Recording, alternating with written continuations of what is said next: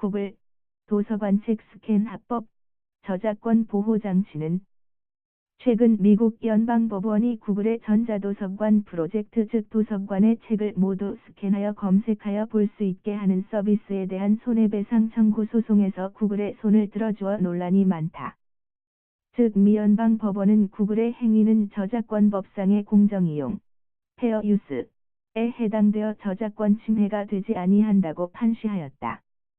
원래 공정이용은 영국 판례법에 의하여 발단이 되어 1804년 폴섬 판결 등을 거쳐 마침내 1976년 미국의 개정 저작권법에 성문화되었다.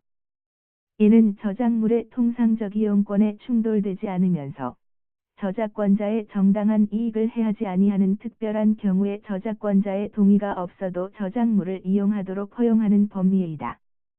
이와 관련하여 대륙법계는 공정이용 사안을 구체적으로 열거하고 영미법계에서는 공정이용이라는 포괄적 개념을 적용하여 보호하고 있다.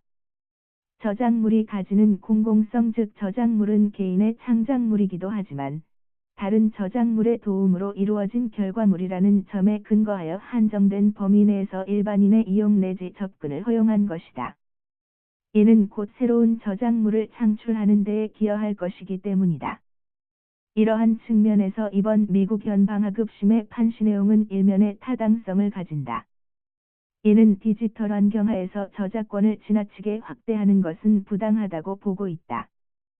즉 공공의 필요에 의하여서는 저작권자의 재산상 독점권을 일부 제한하여 정보의 원활한 이용과 이용자의 편의를 도모하여 궁극적으로 문화의 발전에 기여하여야 한다는 논거에 바탕을 두고 있다. 그렇지만 다른 시각에서는 공정이용이라는 보호막을 사용하는 주체 및 그 활동의 공공성을 어떻게 보장할 수 있느냐 하는 문제가 있다. 다시 말하면 해당 주체가 공공기관이 아닌 사기업의 경우에 미래의 빅브러더스로서 엄청난 독점적인 권력을 남용할 가능성과 이에 대한 통제의 문제이다. 공정이용 명분하에 저작권 제한의 경우 공정이용의 지속에 대한 합리적인 담보책이 필요하다. 즉 공정이용에 대한 유지조건 등의 설정이 필요하다. 그리고 저작권자에 대한 최소한도의 보상도 필요하다. 즉 무료 검색을 제공한다고 하더라도 이로 인하여 얻어지는 장래이익에 대한 일정 비율 금액은 저작권자에게 보상되어야 한다. 즉 노래방 기계에서 곡이 나올 때마다 계산하여 일정한 저작권료를 지급하듯이 검색에 따른 정보 이용료와 연동하여 저작권자에게 이를 보상할 의무를 부과할 필요가 있다. 그렇지 아니하면 공정이용이라는 미명하에 저작권자의 일방적인 희생만을 강요할 개연성이 높기 때문이다. 따라서 이 문제는 제한적인 성격의 미 연방법원의 판결보다는 입법적으로 접근하여 이를 해결할 필요가 있다. 먼저 공정이용 범위에 대한 좀 더 명확한 가이드라인이 필요하다. 그리고 가능하면 가이드라인은 반드시 구속력이 있는 법규의 성격을 가지는 것이 바람직하다. 그리고 공정이용의 경우에도 필요시 저작권자에 대한 적정한 보상이 요구된다. 나아가 지속적인 공정이용을 담보할 수 있는 법제도적인 장치가 필요하다.